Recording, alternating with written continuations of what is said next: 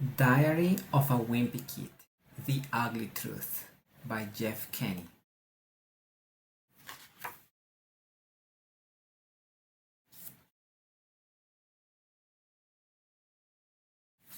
To Thomas.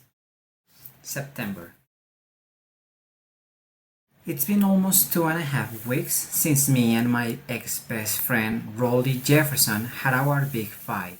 To be honest with you, I thought he would have come crawling back to me by now, but for some reason that hasn't happened. I'm actually starting to get a little concerned because school starts back up in a few days, and if we're gonna get this friendship back on track, something needs to happen quick. If me and Rolly really are through, that would stink, because the two of us had a pretty good thing going. Can I take a rest break? It's only like 3 more blocks. So this is Rolly.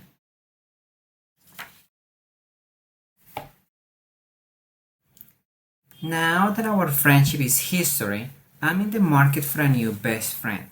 The problem is, I invested all my time in Rolly and I don't have anyone lined up to take his place. The two best options I have at this point are Christopher Brownfield and Tyson Sanders. But each of those guys has his own issues. So this is Christopher and this is Tyson. I hang out with Christopher for the last few weeks of the summer, but mostly because he's a really excellent mosquito magnet. But Christopher is more of a summertime friend than a school year friend. Ouch! So this is the mosquito. And he is just happy with his ice cream, licking the ice cream. Tyson is nice enough and we like the same video games, but he pulls his pants all the way down when he uses the urinal, and I don't know if I can ever get past that. So this is the character, and this is Christopher. Oh no, this is Tyson with his pants pulled down all the way in the urinal. The only other kid my age who's not paired up with someone is Fregley, but I ruled him out as a best friend material a long time ago. I'll bet I can fit your whole foot in my mouth. So that's why he ruled him out. Anyway, I'm still keeping the door open a crack for Rolly, just in case. But if he wants to save this friendship, he'd better do something fast, because the way things stand, he's not gonna come out looking very good in my autobiography. Greg Heffley, Alive. Chapter 8, Childhood. I used to live near this kid. I think his name was Rupert or Roger or something. With my luck though, I'll go on to be rich and famous, and Rolly will still find a way to ride my coattails. I used to be friends with Greg Heffley by Rolly Jefferson. So this is Rolly, the best friend, and he pulled like another book just because he wanted to make money out of it. Saturday. The reason I don't see things changing between me and Rolly is because he's already found himself a replacement friend. Or to be more accurate, his parents did. For the past few weeks, Rolly's been hanging out with this teenager named Brian. Whenever I go to Rolly's house, he's out in his front yard throwing a football or a frisbee with a guy who looks like he's in high school or college. So this is Rolly and Brian. Well, I did some poking around and found out that this Brian guy isn't just some normal kid from the neighborhood. He's part of a company called Cool Brian, which is sort of like a big brother for hire kind of thing. In fact, I'd be willing to bet money this guy's name isn't even really Brian. Cool Brian, wholesome mentors for growing boys, 555-6739. Mom said she thinks the Cool Brian thing is a great idea because it gives kids a role model they can look up to. That makes me kind of mad because the way I see it, I'm Rolly's role model. So he is the role model, laughing because they made a trap and this guy fell over. And now Rolly's parents are paying some guy to do what I've been doing all these years for free?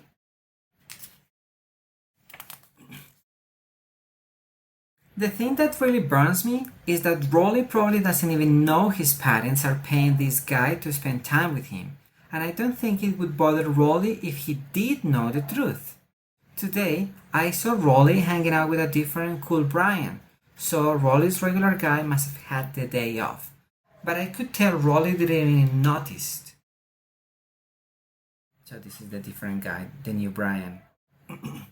Tuesday. Today was the first day of school. I don't want to jinx things, but it's looking like this could be a great year for me.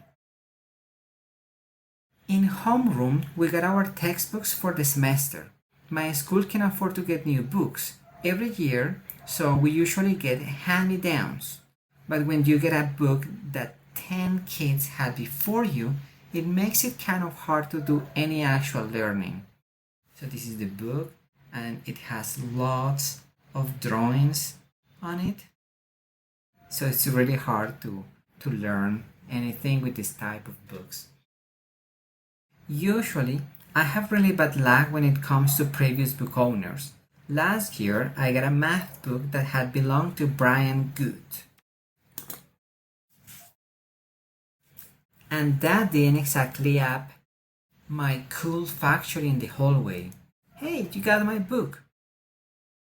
But this year, I totally lucked out.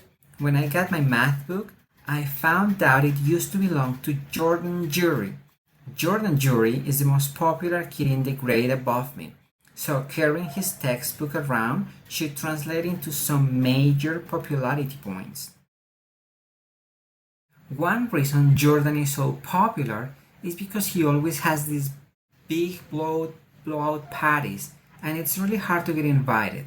But I figure this algebra book could be just the thing I need to get on his radar. So this is the book, and he's like, "Who are you?" Speaking of popular kids, I sat near Bryce Anderson and his group of friends at lunch today. Bryce is basically the Jordan Jury of my grade, and he's got a bunch of cronies who are always going along with everything he says. "Hey, what's that high-pitched noise?" "Yeah, I hear it too. Ow, ow." He's all alone.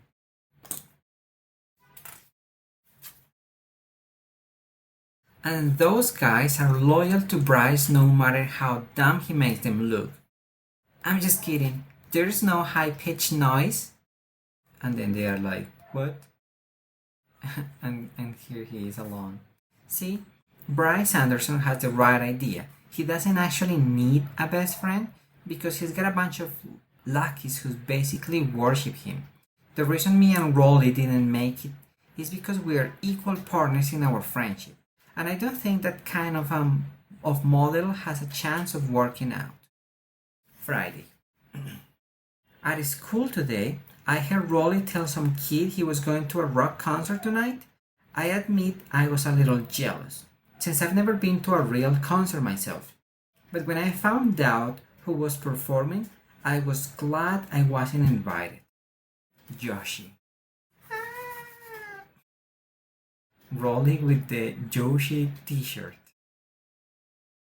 Still, it kind of irks me that Rolly is having more fun than I am. In fact, it seems like everyone is having more fun than me these days.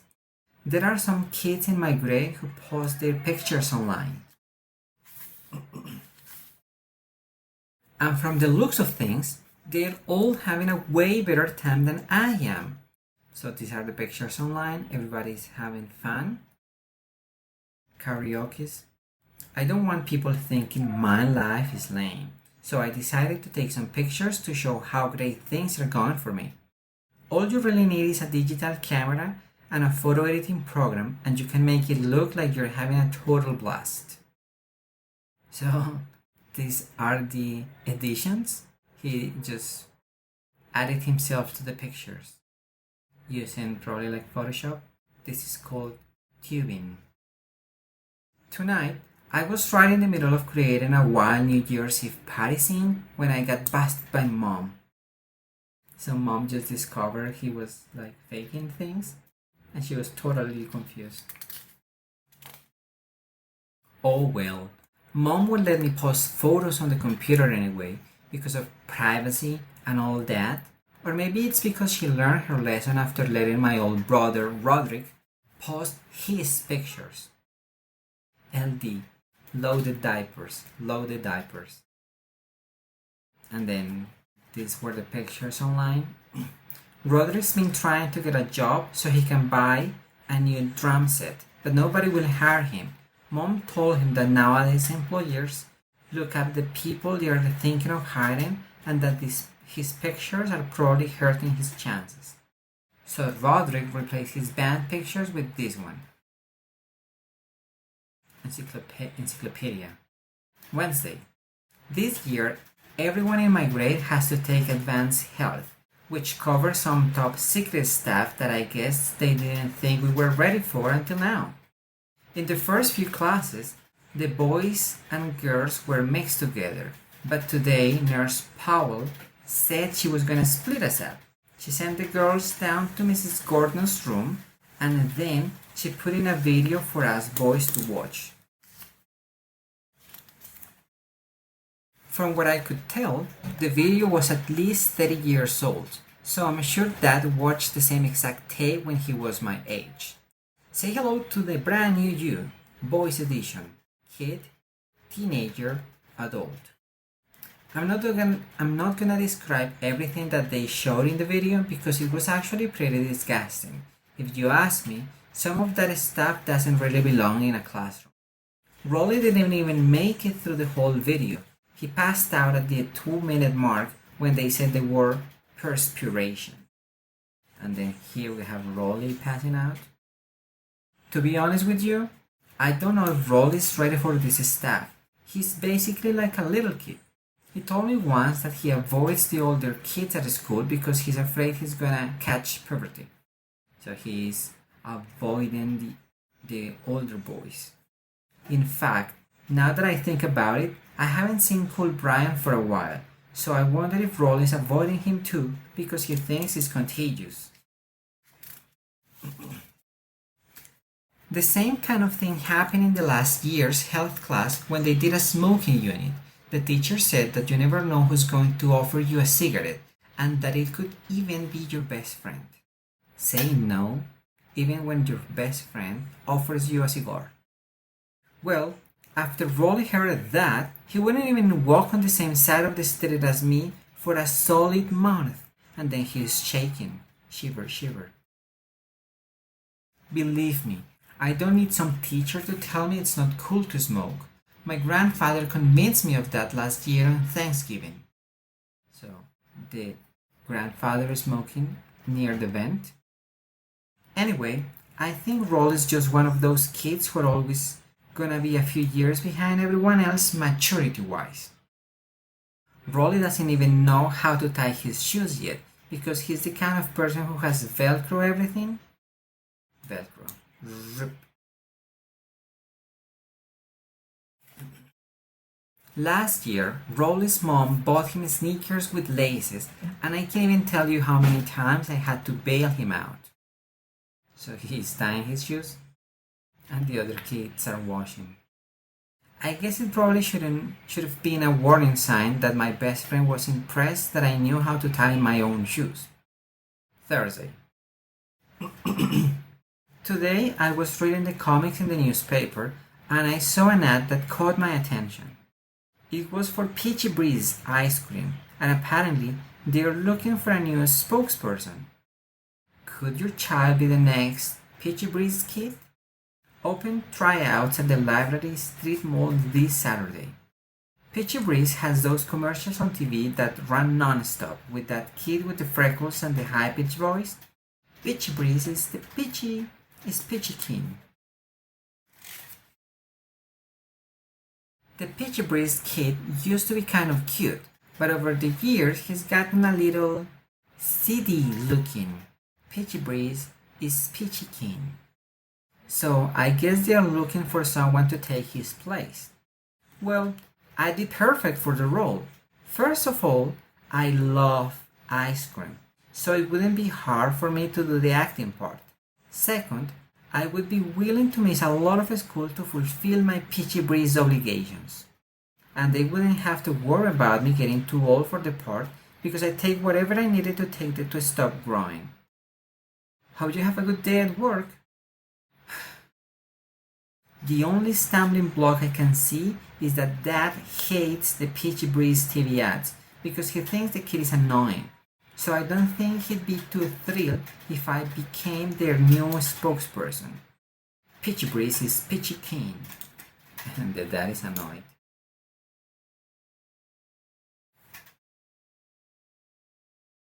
There is just something about that kid that gets on Dad's nerves. In fact, I think he hates the Peachy Breeze kid even more than he hates Lil's cutie, which is saying something.